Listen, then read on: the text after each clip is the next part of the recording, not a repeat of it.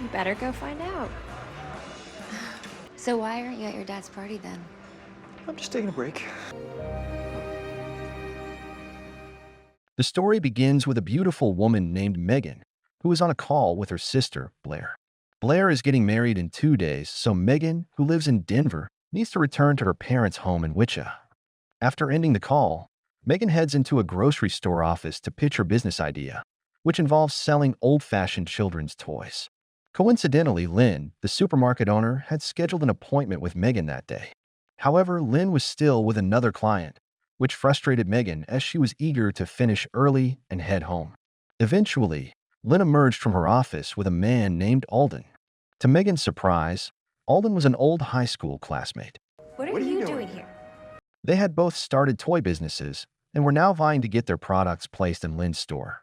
When Megan finally got her turn with Lynn, she showcased a few traditional toys, explaining how they could help children stay away from screens. She was confident in their potential, but Lynn remained hesitant, always cautious about new inventory. After the meeting, Megan called Blair and updated her, sharing that she'd run into Alden, who was once again her competition, just like in high school. You will never guess who I just ran into. Alden Brown. We competed then and we're competing now, but this time he is not gonna win. Megan prepared to head to the airport but found out Denver's airport was closed. So she decided to drive to a nearby city to catch a flight and rent a car. Unfortunately, when she arrived at the rental office, she discovered all the vehicles were booked. Desperate to make it to Blair's bachelorette party, Megan pleaded with the rental officer, Stella, until she finally secured a car. I really need to rent a car like 5 minutes ago. I would do anything for my little sister. Follow me. Just as she was leaving, Megan bumped into Alden again. He, too, was trying to reach Wichita for his father's retirement party. He offered to buy her a plane ticket. I need to get to Wichita. Well, good luck with that. I will buy you a first-class upgrade. It's his retirement party. The entire family's gonna be there. Everyone's flying in. But they soon learned that all the flights were full until the next morning. They considered taking a bus, but ultimately decided to drive back together, even though the journey would take 7 to 8 hours. Along the road, Megan informed Blair that she wouldn't make it to the bachelorette party, promising to send a speech instead. During the drive, Alden attempted to break the silence with music, but Megan, still holding on to past grudges, wouldn't allow it. She brought up the old high school debate and accused Alden of cheating, though she had no proof. Alphabet? You cheat. I would not cheat. You actually think that I cheated? Oh, I know that you did. Really? And the conversation quickly shifted to their current rivalry in business. After a long drive, the two stopped for snacks. But when they returned, their rental car was gone, stolen along with all their belongings. Fortunately, Alden still had his wallet and phone. They reported the theft and managed to buy a cheap used car nearby. Megan told Blair what had happened and asked her to contact Alden's phone if she needed anything. Megan was especially upset over losing a shawl she had planned to gift Blair, an heirloom she had once worn to their high school farewell. Alden surprisingly remembered it, which touched Megan. I actually wore it To Senior Brown. How do you know that? Guys aren't supposed to notice stuff like that. As they checked the traffic, Megan saw construction ahead and suggested an alternate route, which led them to a small town named Mackenzie. There, they argued over directions and nearly hit a tree stump, forcing Alden to call roadside assistance. Megan updated her sister again and sent the speech for the bachelorette party, which Blair's friend Della read aloud later.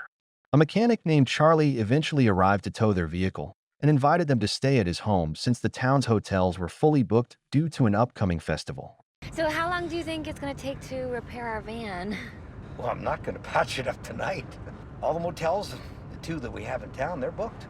At Charlie's house, they met his wife, Sadie, who warmly offered them sleeping clothes. With just one guest room available, Charlie suggested they camp outside in a tent. The next morning, Blair told their mom that Megan was stuck in Mackenzie, which made her anxious. Meanwhile, Charlie invited Megan and Alden for breakfast. Megan noticed that the locals were dressed in traditional Scottish attire and lived without electricity or electronic devices. Because of that, Alden couldn't charge his phone. To make matters more complicated, Charlie wouldn't work on the car that day.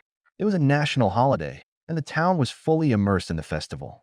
Alden initially decided to walk 20 miles to the next town, but Megan convinced him to stay and enjoy the festival instead. He had a couple of days before he had to be home, and pushing forward might cause more problems. After borrowing local clothing, Alden and Megan joined the festivities. Charlie and Sadie introduced them to Frank, a man who wanted to dance with Megan, and invited them to participate in festival games.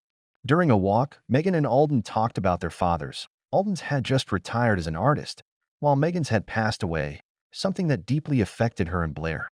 They played games, and although Alden didn't seem to enjoy them at first, Megan noticed he began to lighten up, especially when he asked her to dance. As the festival concluded, Charlie gathered everyone for a story about the town's history and then led them in a final waltz. The dance reminded Alden and Megan of their high school prom.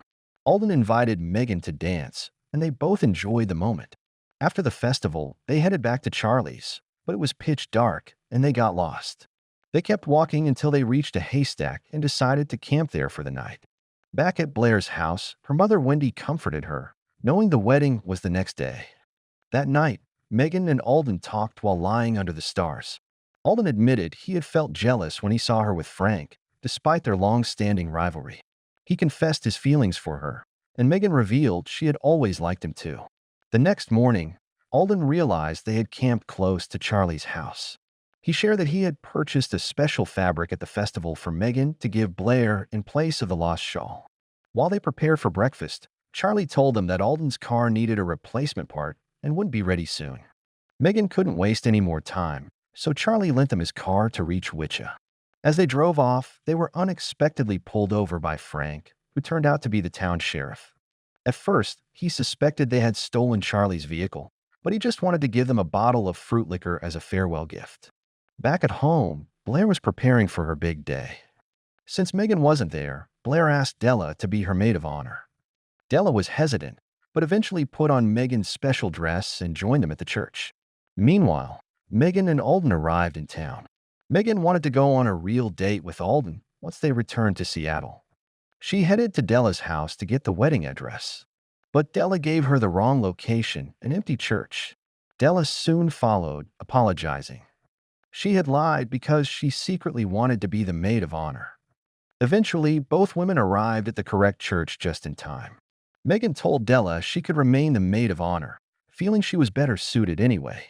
After the wedding, Megan congratulated Blair and her husband, sharing the wild story of her journey, including the stolen rental car and time spent in a town without electricity. Then, to Megan's surprise, Alden showed up at the celebration. He had tracked down the wedding location using social media.